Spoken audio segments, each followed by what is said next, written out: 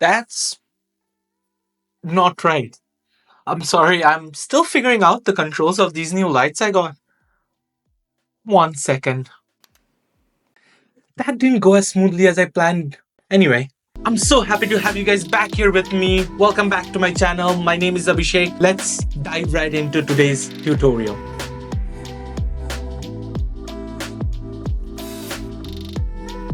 In a few videos back, I showed you guys how to use the radial filter. The link will be right here somewhere. And today, I'm going to show you guys how to use another type of filter that would also help you really focus in on your subject and also take your editing skills to the next level. Let's dive right into Lightroom and see how to use that new tool I was talking about. So the tool that we're going to learn how to use today is the linear gradient tool. Like always, it will be under the masking option right here. And once you go there, you can click on the linear gradient option right there. And once you have that, you can start applying the linear gradient tool anywhere in the picture you want. But for me, I really want to bring out all the details of the sky in this particular image. So what I'm going to do is pull out the gradient tool just so. And you'll notice that the gradient tool is very gradual, and by that I mean at the top portion right here on the red dot, it's at its 100%. So any adjustment that you might do, be it exposure or even highlights, that portion, the topmost portion of the gradient tool will be at 100%, and slowly as you go down, it will be decreasing. So to bring out the details of the sky using the gradient filter, I'll first adjust the length of the gradient filter to where I need, making sure that I don't overlap the subject too much, because it will also apply the adjustments on the subject if it's overlapping. When I'm happy with the length of the filter, I'll go down to the exposures and decrease it a little bit, and then decrease the highlights some more. And once I'm happy with that, I'll go down to the effects section right here and increase the dehaze. What that will do is really help bring out the details in the sky, but be careful, don't increase the dehaze too much, or otherwise it will start looking artificial. So I'm happy right over there. And once I'm done with the adjustments that I need, I'll press enter, and that will apply all the adjustments using the gradient filter that I've just made.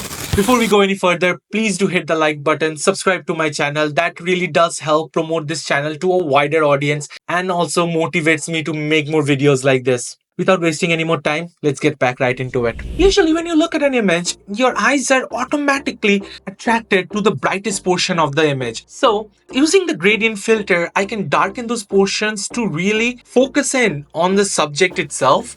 And this is how you do it.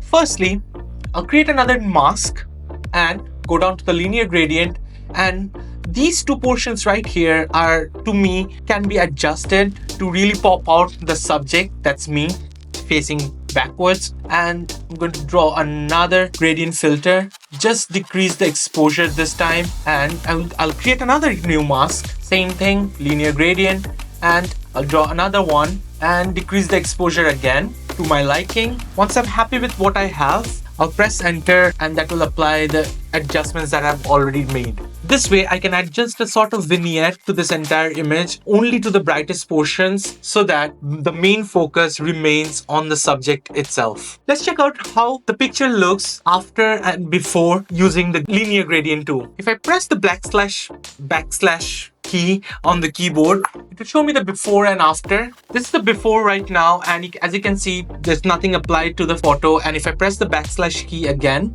you can see how it's starting to really focus in on the subject itself, because I've dialed down all the brightest areas of this image, including the sky and the boat itself. Now, let's see how we can use the linear gradient filter or a graduated filter to really add a little bit of color in the portions that we actually need. So for this portion of the editing process, I'm going to create another new mask, go down to the linear gradient tool. I want to add some bluish hue to this portion of the sky. So I'll drag down the gradient tool as much as I need.